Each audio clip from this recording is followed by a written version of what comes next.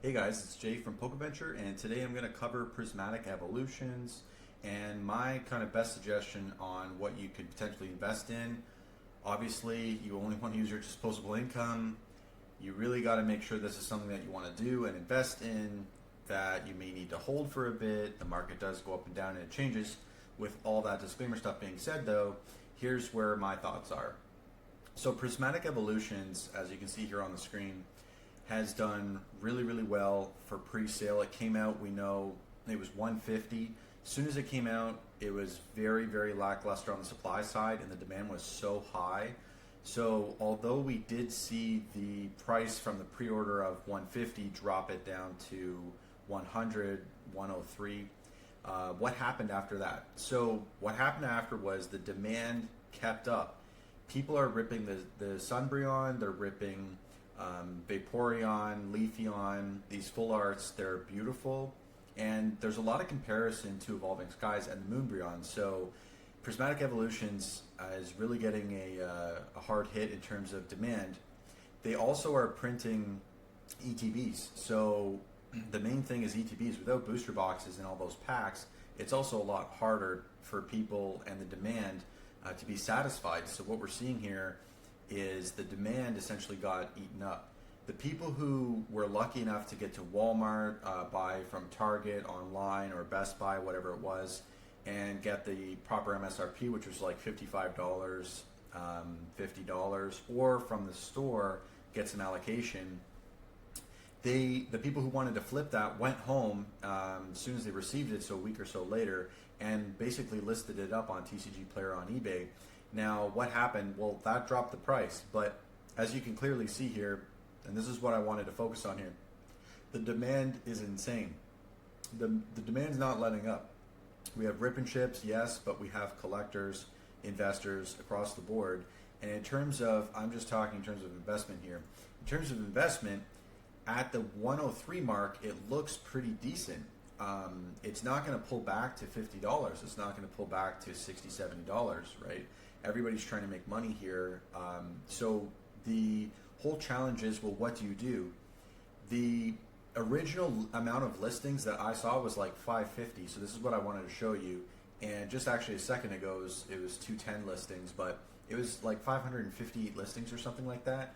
And now we're down to 209 just a month later. So we know that Pokemon has come out. They've announced that they're going to be doing a reprint. They're also going to be doing a reprint of Surging Sparks, which is great because that price point is insane for the booster box.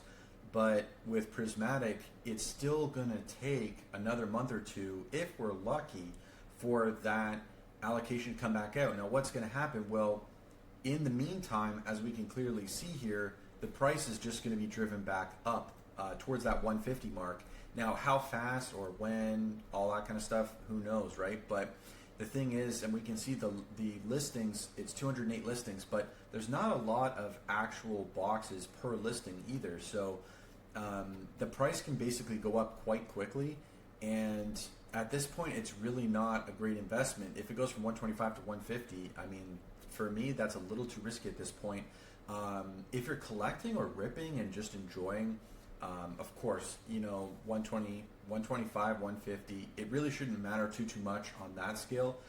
You should just enjoy ripping, such as I do as well. But from the investment side of things, it's a little bit more challenging. So once again, when that reprint comes out, there's going to be allocation given to everybody, and the small stores, they're not going to be able to get much once again, but hopefully everybody can kind of get their hands on the product. If it goes back up to 150 in the meantime, guys, in the next month or so, what's going to happen? Well, it's going to drop back down, let's say to 125, maybe 100 again, but you're basically looking at another situation where you're going to be visiting another $100 price point, and then it's just going to, what happens again, right? Like, just go back up. So the demand on this thing is just too high, and the market is too hot. So what do you do? So in my opinion, there's a few options here. With Twilight Masquerade, it has the Greninja that's really well priced. I really like this set, and it's at 208 right now. But the thing is the amount of listings. There's only 32 listings, so this is really only going to be an option for myself, for example, for another week or so. as the price is once again going to be driven back up. We're not expecting, though, a reprint for this because Surging Sparks and Prismatic Evolutions have really truly hogged the reprinting for Pokemon. So they're going as fast as they can and at full capacity, so they say. So I think Twilight kind of sneaks under that radar, which is really nice, and it has that Greninja, has a lot of upside potential. So when I'm looking at getting some booster boxes, and once again, on the investment side, not on the collector side, and not to flip by any means either, but to hold, 6 months, a year, couple years, for those types of people and that type of investment in that time horizon, Twilight Masquerade could be really great. I don't really like looking at the Sword and Shield right now with the 350 to 500 mark, although yes, of course it's going to be a great investment. All this stuff basically just goes up, especially right now. The demand is crazy. I just see it as you can get 2 Twilight Masquerade boxes for one, let's call it Fusion Strike at 500 or whatever it is, right? So that's the one option. A little bit safer option as well is Obsidian Flames. So as you can see here, once again, 60 listings. So there's more listings. It's more of like a sleeper. But price point's $192.18. So it is a little bit cheaper, but it's still a sleeper. We know it has the Charizards. Charizard's always going to be in demand. And it still has really, really nice cards. So this would be a good pick. Paldea Evolved has been talked about quite a bit. This looks like it's around the Twilight Masquerade price. So the Magikarp and everything like that has been doing great. Once again, really good option. Low amount of listings, 39 listings. So once again, another week or two, it's going to keep climbing. You have to keep that in mind. Something even safer than that, although it doesn't have any crazy hit cards, is the base set. So this was like $100, and just a couple months ago you could get it at a lot of card stores for $90. Now it's up at $157 per box. Same thing, right? Like 55 listings. We're not expecting a reprint, so pretty safe bet. I would say this is the safest bet out of all of them.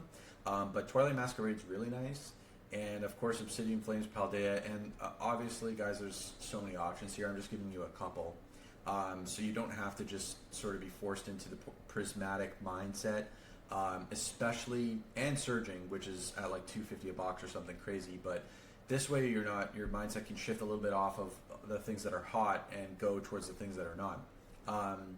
So these are just a few things to consider, right? Supply and demand.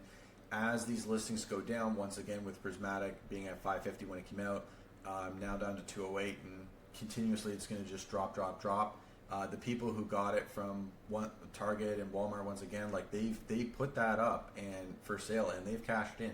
So the people that were going to do that have done that, and the demand is still there.